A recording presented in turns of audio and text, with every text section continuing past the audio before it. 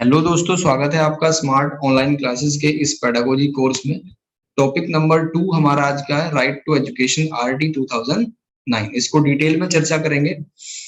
इस RT act का पूरा नाम कई एग्जाम में पूछा जा चुका है। इसका पूरा नाम होता है निःशुल्क और अनिवार्य बाल शिक्षा का अधिकार। ये पूरा ही आपको नाम याद रखना है। पृष्ठभूमि इसकी क्या है? सबसे पहले गोपाल कृष्ण गोखले ने ब्रिटिश विधान परिषद में आरटी की बात करी थी। कब? 18 मार्च 1910।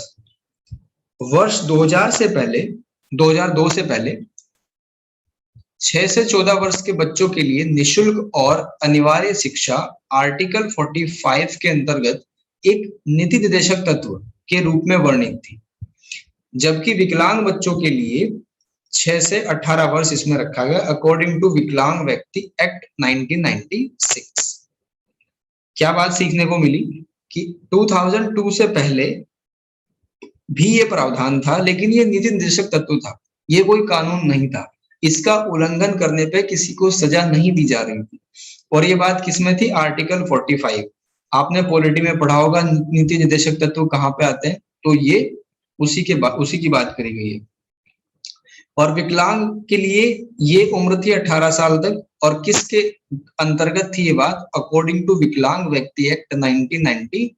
तो यहाँ से बहुत सारे क्वेश्चन बन जाएंगे, पूछ लेगा यहाँ से कि किस एक्ट के अंतर्गत, किस आर्टिकल के अंतर्गत था 2002 से पहले।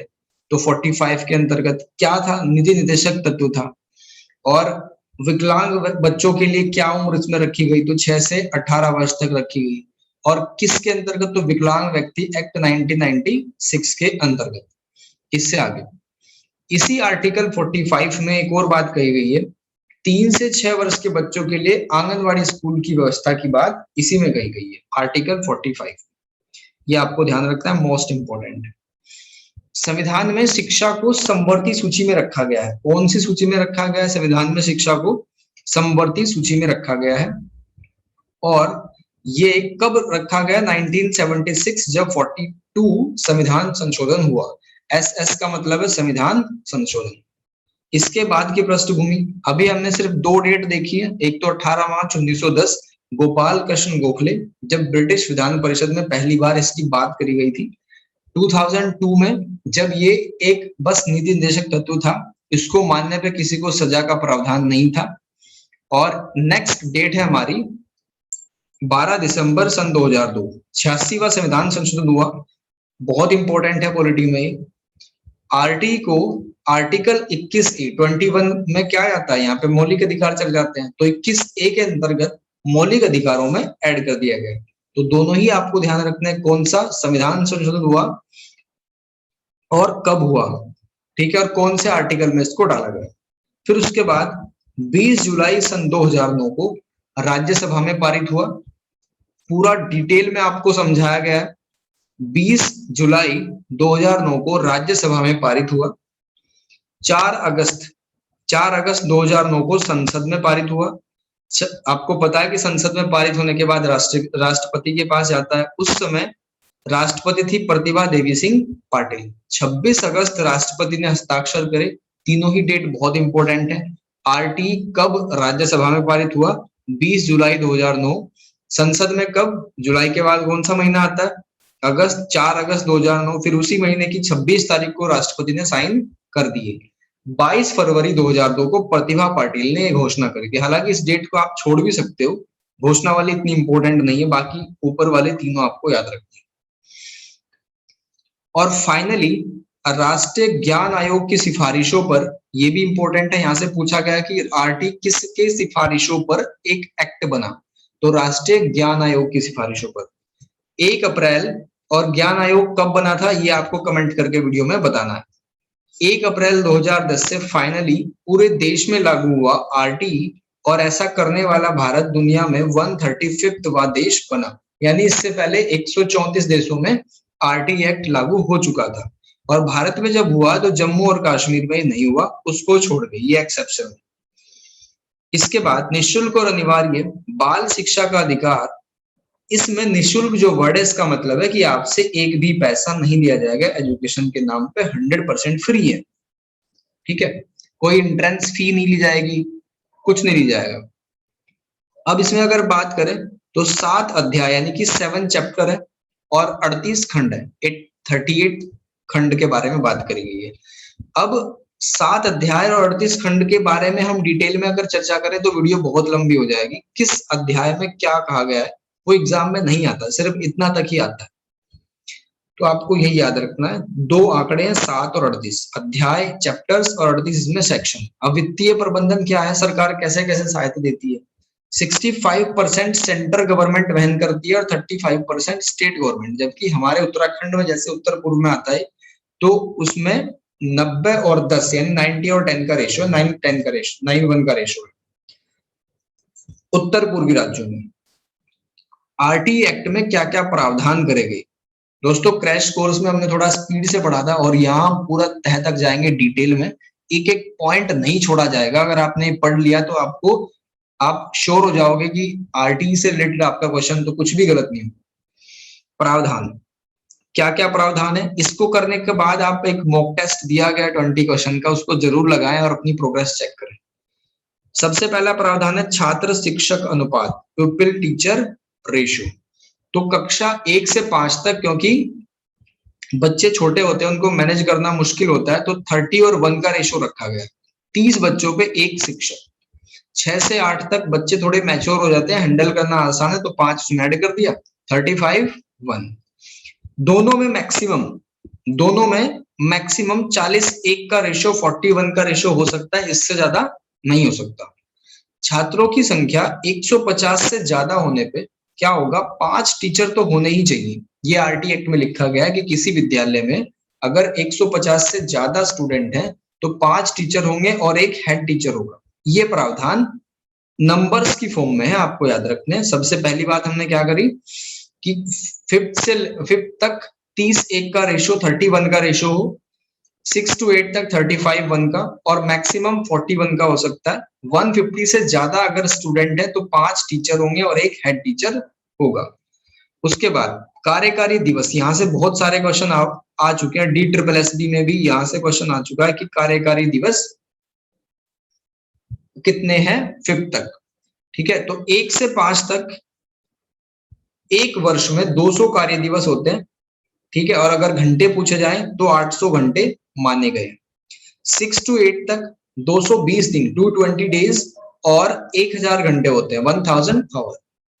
दोनों ही बहुत बार एग्जाम में पूछे जा चुके हैं, आपको याद रखना है। न्यूनतम कार्यकारी घंटे, ये भी पूछ लेता है कि एक सप्ताह में न्यूनतम कार्यकारी घंटे कितने होते हैं, तो 45, और इसमें लेसन प्लान और प्रिपेयरिंग वगैरह वो सारी चीजें ऐड कर दी जाती है।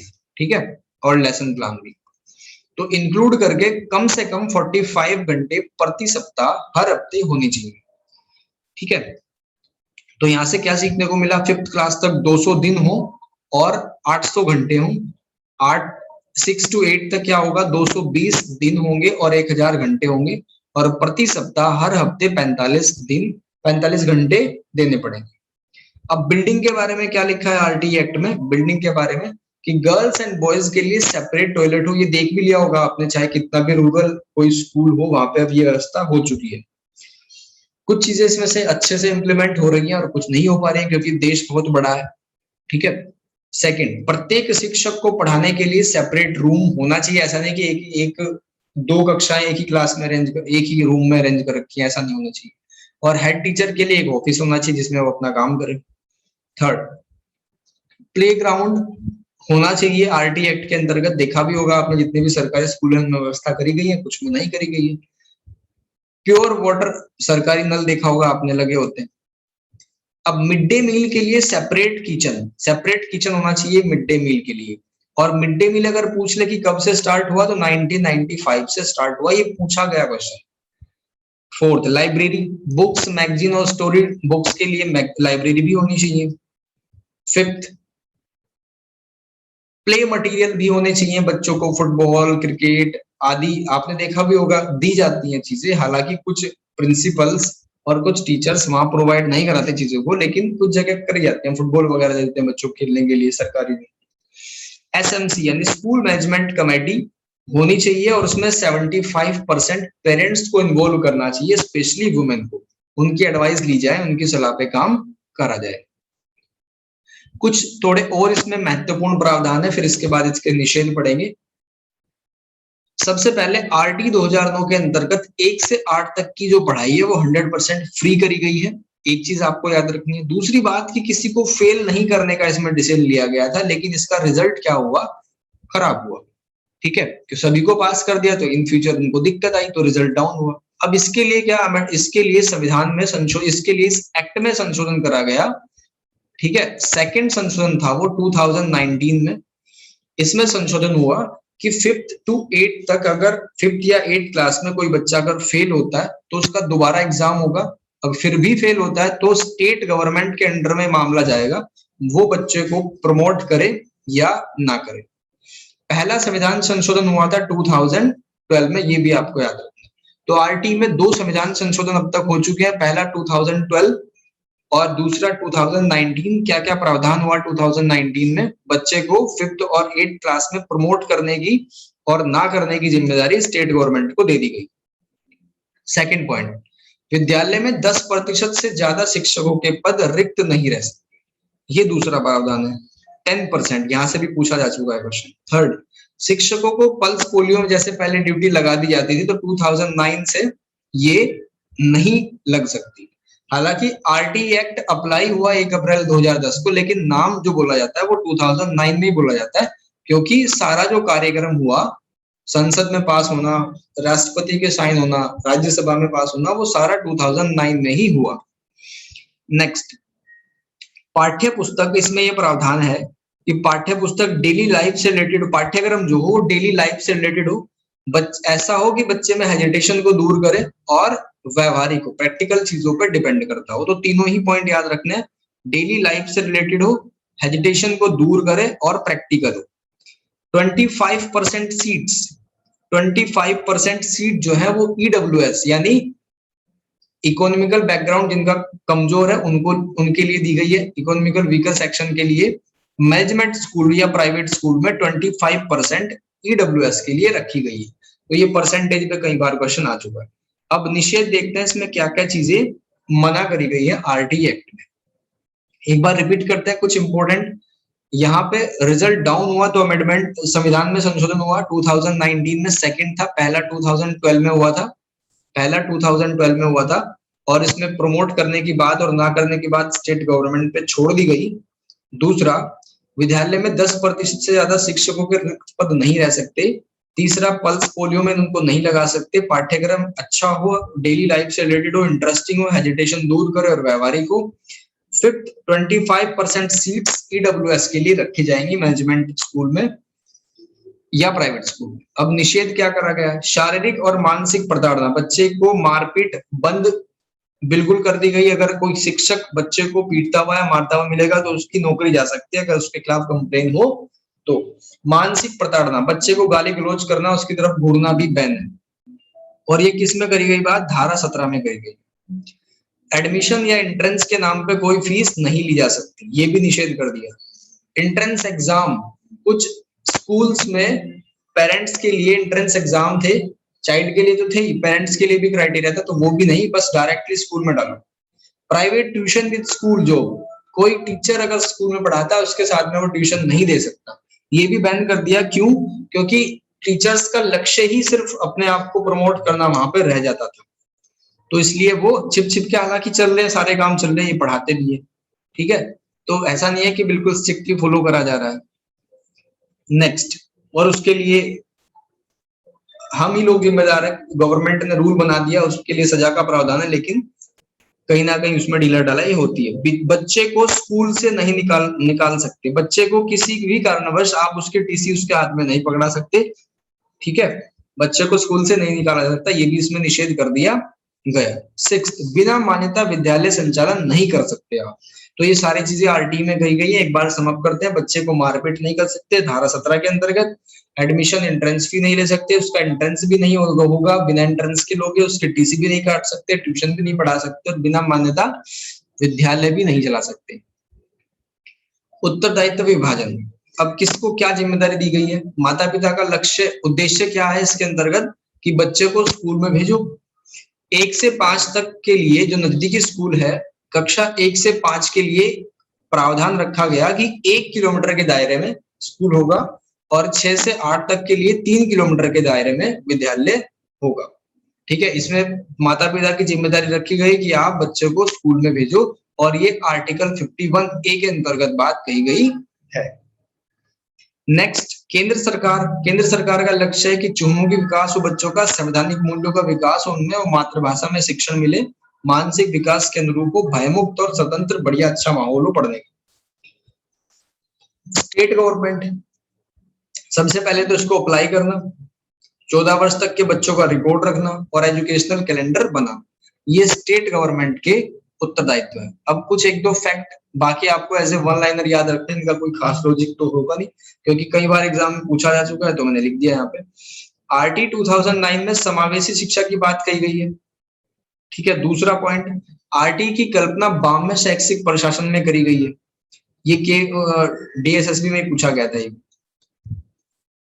विकलांग व्यक्ति एक्ट जो पीछे हम डिस्कस कर चुके हैं 1996 की धारा 3 के अंतर्गत सेरिब्रल पाल्सी, स्वलीनता, मानसिक अक्षमता ये शामिल नहीं है।